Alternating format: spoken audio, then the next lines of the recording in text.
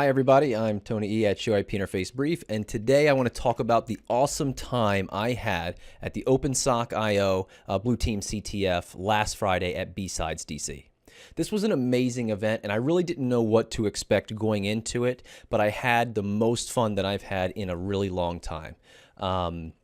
I definitely had a blast, and so I wanted to push this out Friday night after the event, this little video, because I had such a great time. I wanted to make sure I shared that experience to help entice more people into doing this next time, and hopefully this event can continue to grow, and because it really is an awesome learning experience for everyone from beginner to senior level sort of SOC analyst. It was really an awesome time. So I actually kind of want to walk you through a little bit about myself and my demographics so you know where I'm coming from based on my sort of experience and skill levels, and then kind of walk you through, talk you through what the event was actually like, what it was like to be there. Because it was one of those things you just had to sort of be there to experience it. Things happen on the fly, and it was really a great time. And myself and my teammate, we did it as a team of two, and we actually came out much better than we expected. So we were very excited at the end and very happy to share. So I first heard of OpenSOC.io from InfoSec Twitter, right? I follow most of these people involved with this organization and this event on Twitter, and so I had been to their website previously, and I went to OpenSOC.io, which I have here on the screen, and I see the gear here. I see these are some Skull Nooks. I see a Unify access point, a Netgear switch. Looks like a Unify gateway. That might be some other kind of gateway. A lot of stuff that I recognize, right? And it talks about a little bit about what they're doing. And as I scroll down and I look at sort of this little array of product logos, I recognize most of these products, right? Metasploit, a couple of these I don't know and I hadn't recognized. Suricata definitely, Moloch for full PCAP, Elk, Snort, Graylog, Ansible. I didn't know this one at the time, OpenSense and PFSense. So these are like really, each of them is sort of a specialty in the open source community that if you've been in information security and part of the open source security community, you've heard of some or all of these products. And so when I saw that they had an event or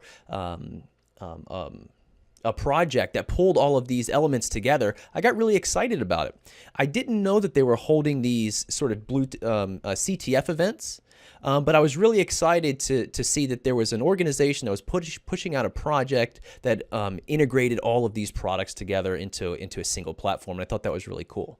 Now, again, following all of these people on InfoSec Twitter, I saw that at this past DEF CON 2018 over in the summer, a lot of people were posting about the OpenSOC.io Blue Team CTF.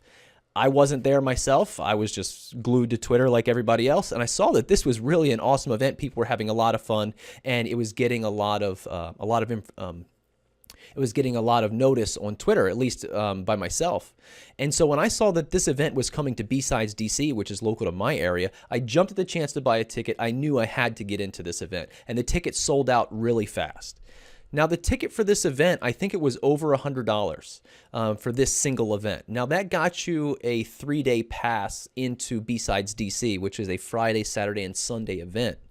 But this event was, I think it was over $100, whereas a typical B-Sides ticket, I think, is in the range of between $25 to $50. So it was substantially more expensive to be part of this event, but I'm telling you right now, it was 100% worth it. And I know that next year it's going to be even harder to get a ticket because everyone I know had such a great time, they're going to be diving right in to get it again. I want to talk about my demographic a little bit, sort of where I'm coming from based on my experience level. So if anyone's thinking about doing this on their own, they know that they can come in sort of as a beginner, as an intermediate level, or as a senior SOC analyst, and you will still have fun and you will still succeed. I'm a security engineer and I work for a security engineering company.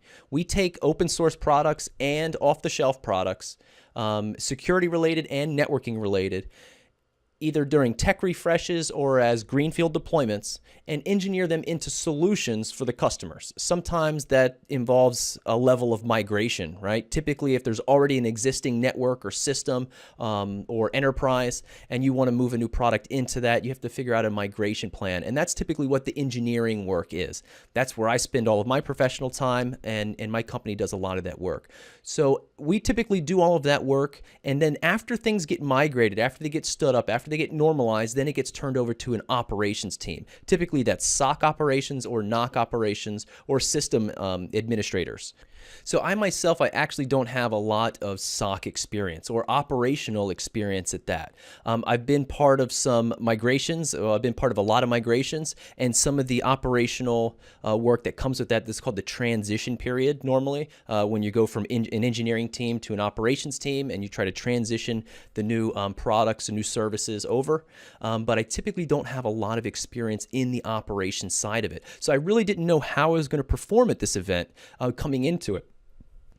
But recognizing a lot of these open source products, being familiar with some of them, especially how they're used, how they're deployed, what information they're supposed to gather or see, or how they're supposed to interact with the network, definitely gave me a little bit of an advantage, but I definitely did not have that operational experience, so I really lacked in that. I had heard a lot of good things about this event post DEF CON. And when I had heard that this event was going to be at BSidesDC, myself and a buddy who were going to be at BSidesDC, we both bought a ticket for this event. Now, I have a networking background primarily, and he has a systems administration background primarily, and that really gave us a really good pair of experience. I'm more of the networking side engineering, and he's more of the system side engineering, but our skill levels, our experiences do overlap a bit, and so we're able to definitely help each other out on both sides of the fence. So I really didn't even know what this event exactly was going to be going into it. I actually didn't know. I actually thought we were going to be sort of pretending to be SOC analysts, and that this was going to be sort of a classroom style where people who are efficient at operating these tools were going to be showing us how you can actually use an open source system, this system with all of these tools in it, as a complete system, and be shown how to operate it efficiently and get the information out of it. I really thought this was going to be sort of a classroom style setting. It became blatantly apparent to me within the first few minutes that my assumptions were wrong. I was wrong to assume, and I should have read the description. This was a blue team CTF, which makes it a competition. And the description for the event is right here on the Security BSidesDC website. The OpenSOC DFIR challenge is meant to teach practical incident response skills in the environment that very closely resembles a real enterprise network. And it was exactly that.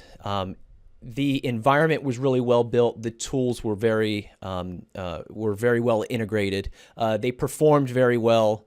I've been on a lot of CTF events, as well as my company has hosted events like this for various organizations. So we've been on the supporting side of these style events, and I've seen it where systems just get overwhelmed and they just fall over in the middle of a competition.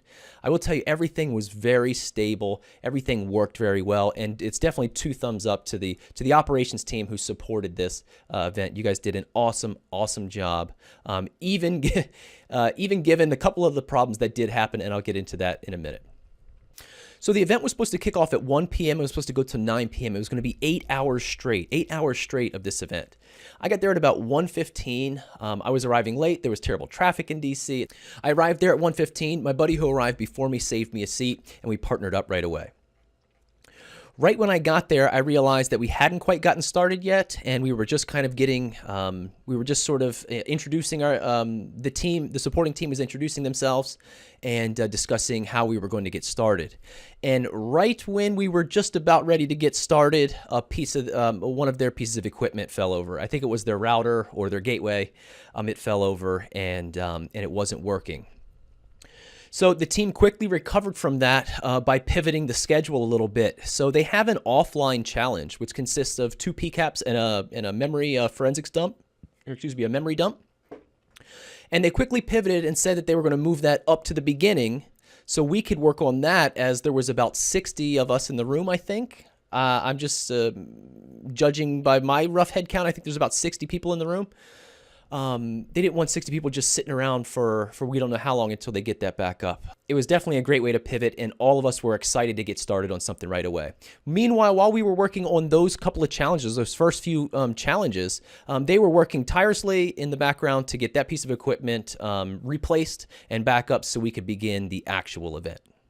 So there was a little time period in between the offline challenges and the actual event where they still weren't quite ready for us. It wasn't very long, maybe about 15 minutes, where myself and my partner were sitting there, and we had completed the offline challenge. And I think we were feeling very confident. We were feeling very good. Definitely both of our skills overlapped, and we were able to solve the challenges right away.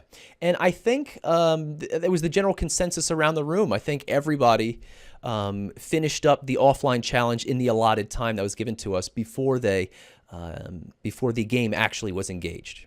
Once they got their piece of equipment up and running, they made an announcement that because we had a delay start, they were going to extend the game. So no longer from 1 p.m. to 9 p.m. Now we were going to go all the way till midnight, but they were going to buy us dinner. So I'm game for that. I'm always game for dinner. And they had just announced at that point that BSidesDC told them that the winner of this event, that this was going to be a black badge event, which was very, very awesome and unexpected. And I think that really kicked all of us into high gear right when we were getting ready to kick off, because I think everyone, everyone knows the importance and the significance of having that black badge awarded. So everyone was very excited to do that, and we were all charging forward immediately when we were ready to go. So I'm going to tell you, this event was really awesome. There was a lot of really cool tools involved. Some of the tools I was familiar with, what their capabilities are, but I had never actually used them, right? I'm not in operations. My partner wasn't in operations. We had never actually used these tools before. Some of the primary tools that we did leverage that sort of gave us the most value throughout the game was Graylog. That was going to be like your SIM. Almost all of the devices were dumping their logs into Graylog, and they were organized into various categories, and you were able to query them and zero in on them, and then pick out some of the weeds of what you didn't want to see and be able to narrow down on some of the answers for some of the flags. It was very cool. Moloch is your full PCAP, but Moloch also does a lot of analytics in the system itself. I don't know if it comes standard with Moloch or if it's a plugin that they've integrated, but it did have Suricata integrated into it. And so what that meant was if there was a Suricata rule that triggered on some traffic, you would see that in a field, and it would give you a little bit more information about that packet or that stream or that session. So that was very cool, a nice little bonus piece, and I really enjoyed Moloch. I've messed with a lot of full PCAP solutions that have not done it for me. And I realized this wasn't like a ton of data, right? It was a virtual network with about 60 analysts all plugging away at the tools, but they had some traffic generation going on. But Moloch seemed to be performing very well. I assume everyone was using it, and it did very well with, I don't know how many operators in it at one time, all querying sort of the same data. So really, thumbs up again to the operators and the people who built the backend system. The tools performed really awesome. And I know from putting on these kind of events, sometimes that is the hardest challenge, is getting the tools able to work as flawlessly with 2 people in them as they do with 200 people in them. So a really awesome job to the operations team who stood up the event. Another tool that I think gave my team the most value, and something we were completely new to that I am taking back as a lesson learned for myself, was the Collide tool and OS query. I had never been put in a situation where I was able to query certain elements out of live systems. And I think the ability to do that was really awesome. And I was really seeing the power of some of those tools and the information that can be extracted out of them. For example, I'm not going to break any, there's no NDA, but I'm not going to break any spoilers. But some of the things that you'll have to get are registry key entries out of a certain system, so you'll be able to use Collide and OS query and write a query to be able to pull a registry key from various systems and then see which one has what you're looking for, and maybe that will be one of your flags, or which one has a certain process running and what's the process ID of that, or what is the hash of a file. We actually figured out how to hash a file on a remote system and then give me the hash. That's great for file integrity checking, right? You want to make sure that your files that maybe you're pushing out out aren't tampered with, and you want to make sure they retain their integrity so you can hash them remotely. That was really, really awesome. I really enjoyed that tool.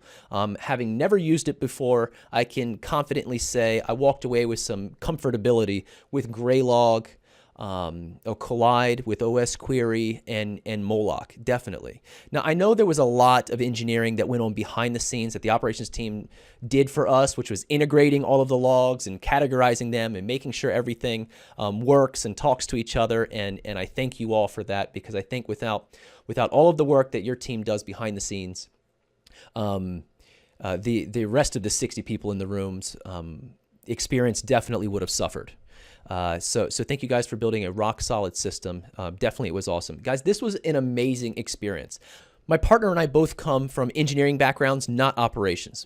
Both of us have heard of most of these tools before, but never actually used them, especially in operations. So it was a really awesome experience for us to get really hands-on keys with some of these. And also, we performed a lot better than we expected. Here's two engineering guys doing SOC analyst work, and I think we did okay. So I'm going to pull up the scores here. These were the final scores. I took a screenshot of it.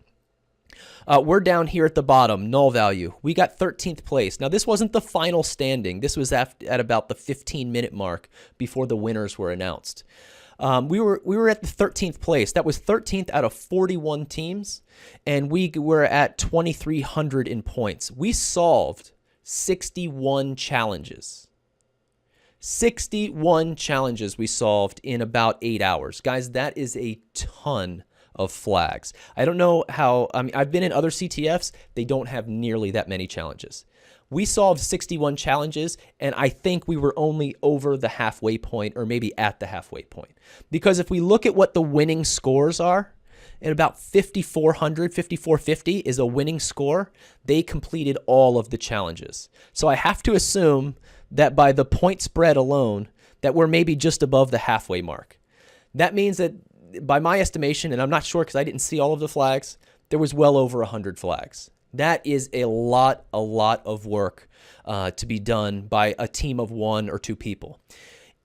If I looked around the room, I think probably half the class, half the room was people playing solo by themselves. I think probably half of the remainder was teams of 2, including myself.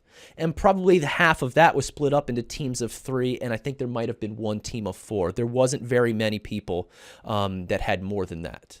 I think the team of 4 was the largest. I don't think I saw anyone else, but I didn't introduce myself to anybody. I really think a team of 2 or maybe a team of 3 is really the best way to approach this one, and here's why. The scoreboard they were using was the CTF scoreboard, and the way it was laid out was you have to pass 1 flag for the next flag to pop up. And then you have to get that flag for the next flag to pop up. And what that means is you can't have 6 people all working on 6 different flags at once. You can only ever work on 1 flag at a time. So it would be pointless, I think, to have a team of 6 people all looking for something while the other ones are sitting around just sort of waiting, because the flags weren't very hard to get. Extracting the evidence out of the tools to build a story, right? To corroborate a story. So the flags aren't very hard to get. It's IP addresses, it's hashes, it's file types, operations, operating systems, all the possible things you could possibly think of that you would need to extract as a piece of evidence out of a system are all the flags. So my point is I don't think going into this a particular CTF with a team of 6 is any better than having a team of 2. And probably a team of 1 did just as well. I think the winners was a team of 2, and they did a phenomenal job. I reached out to them on Twitter and congratulated them. They did an awesome job. I was really impressed. And I just wanted to ask, I asked the question, had you guys used these tools before? To which he replied, he's only used Elk and he was new to the other tools. So that was sort of very reassuring to me to know that the team that won wasn't like an expert at Graylog, wasn't like an expert at Wazoo or Wazoo or Moloch or any of the other tools, and that they were just sort of finding their way just like the rest of us. So it felt really good. We had a great time. Guys, I can't talk about it enough. It was a really awesome experience. Next time the OpenSOC IO team is putting on an event, you have to be there. You have to buy a ticket. I will be there. Anytime they're coming to the area, I will definitely be there. It was awesome, awesome, awesome. I don't want to give any spoilers away, and I'm definitely not going to do that. But I will tell you, for an 8-hour-long event, we were sprinting as fast as we could to get 61 flags. And if my estimations are correct, there's probably 100 or over 100 flags. I think I heard someone say 130, but I don't really know if that's the exact number. You have to be sprinting full speed ahead the entire time to get 130 flags. That is a lot. It is a lot to do, and in fact, it will burn you out afterwards. So definitely, before going into the event, make sure, like all the cons, drink water, be prepared, and it's going to be a long day. So definitely prepare yourself for it. And for myself, I didn't attend the rest of B-Sides Saturday or Sunday. I had other things going on that weekend, but I made sure I did not miss this event. And I'm very glad I took the rest on Saturday. I stayed home with the family because I was burned out after it. It was a high-paced environment, and you have to really be ready for that sort of sustained abuse. That's kind of what it was. It was like sustained abuse, but it was a lot of fun, and it was voluntary. So guys, that wraps this up. I hope that gives everyone a little bit of a glimpse into the OpenSOC IO Blue Team CTF event. I hope this was helpful. I hope to see you all there at the next event, especially when you're coming to the DC or Baltimore area. I will be there. And I would definitely, if you guys are coming around next year, I will see you guys next year. See ya.